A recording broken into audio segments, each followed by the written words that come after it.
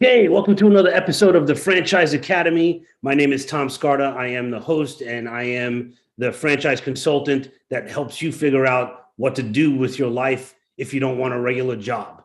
So I help people all over the world, or most likely in the United States and Canada, but help people figure out what is the best option for them if it does involve franchising. But franchising is not for everyone. So check out my website, thefranchiseacademy.com, where you can find my books, #1 bestseller, Franchise Savvy, and also my new course on how to buy a franchise. The A to Z's, everything that you need to know is there for you. I'm bringing in somebody special today, somebody from outside the franchise industry, but someone who has spectacular knowledge on sales and how to grow your business exponentially in a very short amount of time. His name is Simon Severino, and he helps business owners get out of the weeds and run their companies more effectively and efficiently, which results obviously in more sales and helps those sales to soar. He has created strategy sprints, and he has a book on it, and it's all about a method that you're able to pull. We're going to talk about this in a minute. You pull 3 levers in your business that helps you double your revenue in 90 days. He has spoken at companies, little ones you might have heard of, like Google, and maybe some other companies like Roche and others. He's a TEDx speaker, contributor to Forbes and Entrepreneur Magazine, and he's a member of the SVBS, Silicon Valley Blockchain Society. So Simon, welcome to the Franchise Academy. I'm so happy to be here. Let's do this. This is so great. I'm so excited. Plus, you're on the other side of the world in Austria, which makes this now an international podcast. Yes. Yes, we're global now. That. So give us a little background. What is Strategy Sprints? It's a consultancy that doubles revenue in 90 days. I have a global team. And this fun thing is that after 20 years of trying to find out what's the best scalable way of running a consultancy, guess what my model is? It's a franchise model now. And I didn't learn this from consultancies, because you don't see many consultancies who run successfully as a franchise. They think it's not for them. Many people say, yeah, but a service business, I cannot scale that. Wrong. Yeah. Wrong. You need the right model, right? If they just had talked to you. And I was just looking around and say, wait a moment, how do I scale this thing? I'm the bottleneck here. I don't want to be the bottleneck of my growth. How do I scale this thing? And then I walk past I walk past the McDonald's and I say, wait a moment, how did they do this? They just write down what they do, they scale it, next country, same thing, blueprint. Hey, I just need a checklist. And so I started with one checklist. It became then an SOP. I have now, of course, a full SOP manual. And now every country has a certified strategy sprints coach. It's the smartest model. But there is a journey when you're an entrepreneur. First, you have to have that pain that you start something and then you see, oh my God, I cannot scale it. And then you are ready to do business model innovation and to find a smarter way. And so I went through that in 20 years. And what I do, I help people have better sales and better operations. So you say that usually the owner is the bottleneck. So how do you identify that if you are the bottleneck? Well, I can tell you how I felt it. So in the evening here, my kids come. I have 3 kids. My kids, Papa, dinner is ready. Come to dinner. And say, yeah, I'm coming. So if you feel that, you are the bottleneck. Because if you are the one entity which time can be the boundary of anything, then now the thing is not scalable. If one person is a key component of that, then you don't have a business, you have a job, right? And that it's not a business yet. So a business is a business when you can go on vacation for 4 weeks and it runs with the same quality, if not better. Beautiful. Yeah, speaking my language. So if you could give an example, how do you fix a bottleneck? So first, you have to identify the bottleneck, and it's easy if you have the right questions. We have a set of questions, and as an example, if you would 10x tomorrow, you take on 10 more clients tomorrow, which part of your business breaks first? These kind of questions will tell you quickly. I think it takes 8 minutes, 10 minutes to find your bottleneck. Think of your business as, awareness, engagement, closing, delivering, retaining, upselling. And then you ask yourself just this question: if I 10x, which part breaks first? And then you will see, oh, the onboarding process. Oh my God, I don't have a client onboarding process. Then that's the bottleneck. If you can onboard them quickly, but then in the delivery, you cannot deliver what you promised, then your delivery part is the one bottleneck, etc. It's pretty simple. You just exaggerate the number of throughput and see what breaks. There is always one part that breaks. That's your bottleneck. That is amazing. And so I'm like, this is me. I need to fix this, because my wife is always saying it's dinner time. I'm like, I'll be right there. And almost every night I get there and the food is cold because I'm struggling with trying to do everything. Even you see how relevant this is, right? Yeah. Oh my God.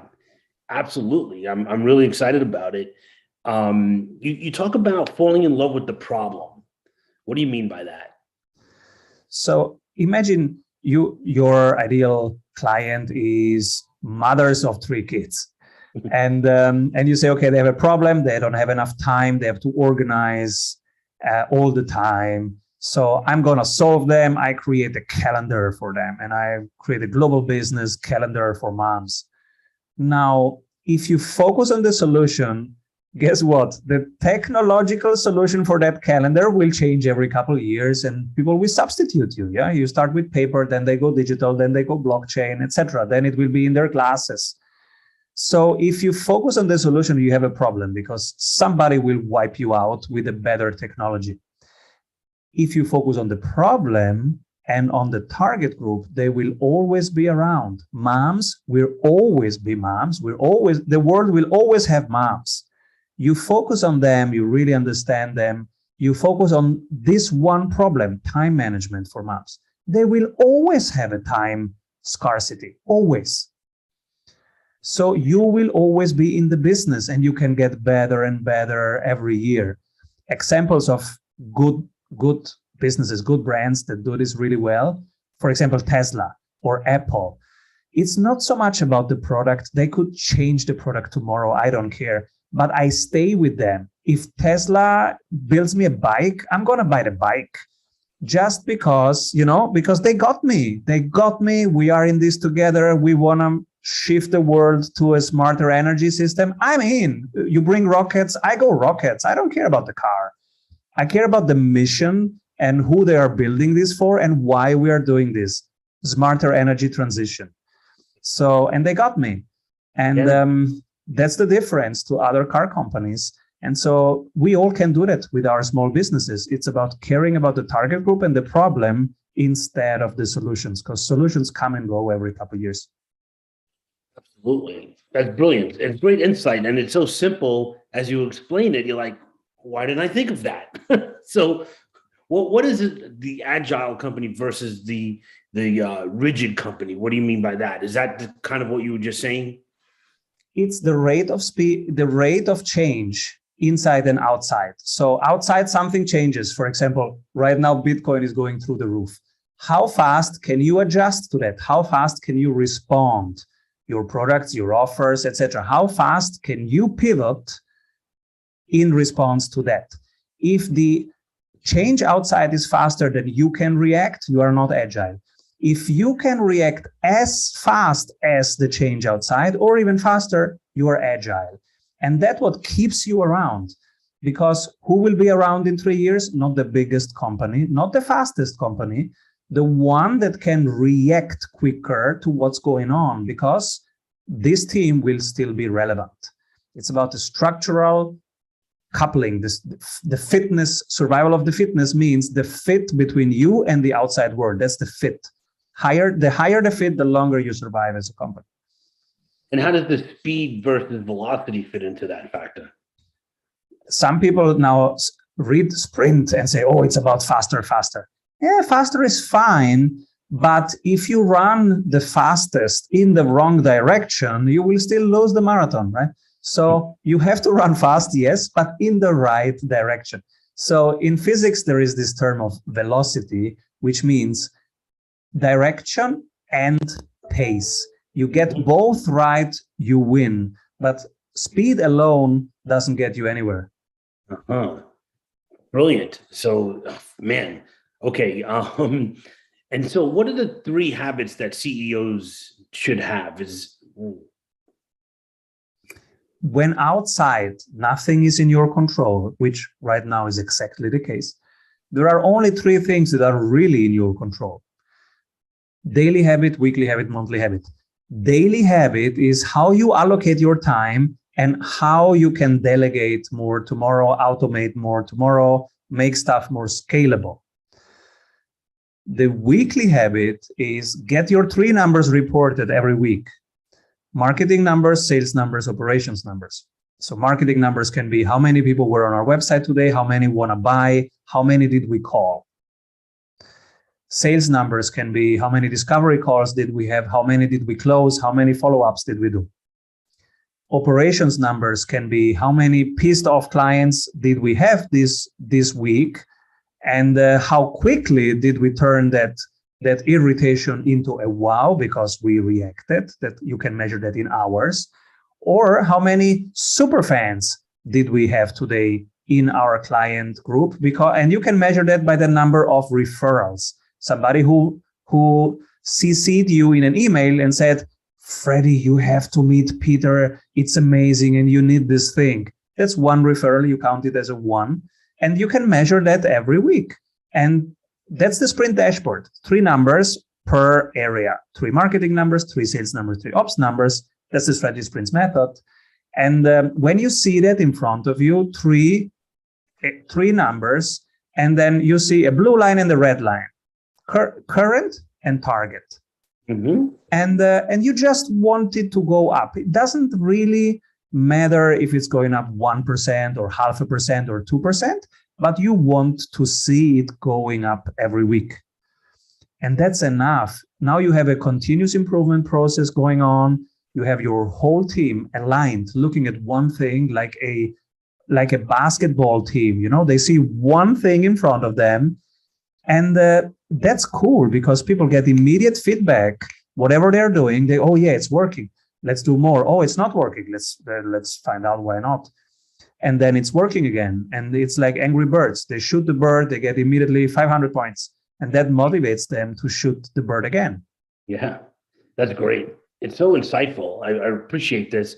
I wanted to ask you about your concept revolving around ROL. What is ROL? The return on luck, which is a term that I speak about, which of course there is no metric about that, right? But how is it possible that some people have more luck, some teams just crush it and they are doubling, and other people, they are also giving their best, but luck does not land on their desk? What's the difference? And so if you look a little bit deeper, teams that crush it and teams that don't crush it, the main difference is teams that crush it, they have a fewer set of metrics that they measure and they run more experiments in shorter time. So for example, in sales, you can test 4 different sales scripts in a week. You will crush it probably because your competitor maybe is just using 1 sales script and measures the sales conversions maybe monthly. Well, guess who's gonna crush it, right? Because you are running 4 experiments in 1 week, and you don't need more than a week to find out if a sales script works or not. You know that after 8 discovery calls, and that you can do basically in 1 to 2 days. Mm-hmm. Love that. So I think, you know, what you're also talking about is there was a golfer, and I forget his name, but he said, the more I practice, the luckier I get. And exactly. Yeah. Right. So it's putting, you know, it's not getting bogged down in all the details. And I believe a lot of times you have very smart people that run spreadsheets and never actually get to do the work. They're just constantly analyzing. So I think that's a lot of it. Yeah, the mindset is different. You go for failures. How much can I fail per week? Because that is automatically how much can I learn? And you fail 50 times, you get to one gem, to something that's working. If you don't do that, you'll never find something that works if you don't try. You're so right. But the issue is that we're trained to avoid failure and avoid loss and all of that. So it's so difficult, especially for a new entrepreneur. A lot of people listening to this podcast now, they're new in the space of business ownership and they're afraid to fail. But it's not the worst thing. And we could probably do a whole podcast just on that. Yeah, this whole book is 18 years of failing at stuff and standing up again and showing up again. Right. I failed in my second franchise and lost a ton of money. And that was almost 20 years ago. And I'm still here, like no problem. I mean, it really sucked back then. Losing money stinks. But the education that I got from that is priceless. And now I'm able to, like you, help people not make the mistakes that we already went through over the past 20 years. So the point is having measuring point often. So the 3 months when we coach one-to-one, it's a 90-day cycle because it's 12 weeks. 1 week is a sprint. So we have 12 measuring points. What you, of course, don't want is failure after 90 days. That nobody wants that. But you want 5 failures in each week and every 7 days measuring that, because that will be now the fuel for learning. So a big mistake after a long time is horrible. You don't want that. But 5 mistakes today, that's perfect because you will catch them quickly, you will learn from them, and in iterations, you will crush it. That's the difference. Instead of 1 year and then big surprise, oh my God, you want to have 5 failures in the morning before lunch, and then you can call it a day. All right, I got 5 no's on the phone. Perfect. In the afternoon, I will close some. Right. That's great. That's a great attitude to have. Super. So for you, what are you most excited about right now in your business?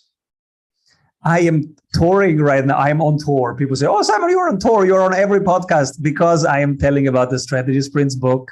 And I literally cry because I'm so happy when I read the Amazon reviews. And because when you write a book, you don't know, will anybody read it? Will it be helpful? Does the world really need another book? Because there are so many books, come on. So I try to write a good book. And so when it goes out there in the black void, you don't know, will anybody read it? And then when somebody really reads it and they write on Amazon right now, reviews like, wow, I have more time with my 2-year-old daughter right now because my systems are more organized, right? So I can enjoy my daughter again as an entrepreneur and mom. These are the things where I show them to my wife, to my kids. I'm proud, and I am totally touched.